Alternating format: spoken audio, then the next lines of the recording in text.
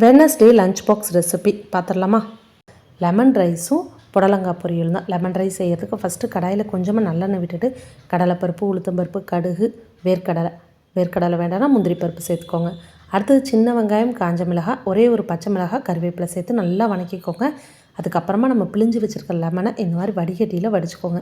விதை அங்கங்கே தென்பட்டால் குழந்தைங்கனால சாப்பிட முடியாது. அதனால் தேவையான அளவு உப்பு போட்டுட்டு நல்லா அடுப்பை ஆஃப் பண்ணிவிட்டு சாப்பாட்டை போட்டு நல்லா கிளறி விடுங்க.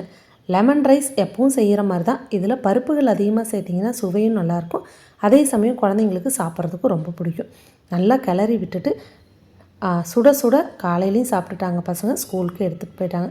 இந்த லெமன் ரைஸ்க்கு நல்லெண்ணெய் ஏன் ஊற்றுறேன்னா, இந்த சீசனில் நல்லெண்ணெய் யூஸ் பண்ணுறது ரொம்பவே நல்லது. லஞ்ச் பேக் பண்ணிவிட்டோம். உங்கள் வீட்டு குழந்தைங்களுக்கு என்ன லஞ்ச் கொடுத்தீங்கன்னு கண்டிப்பாக சொல்ல மறந்துடாதீங்க. நாளைக்கு ஒரு நல்ல லஞ்ச் ரெசிபியில் பார்க்கலாம். தேங்க்ஸ் ஃபார் வாட்சிங்.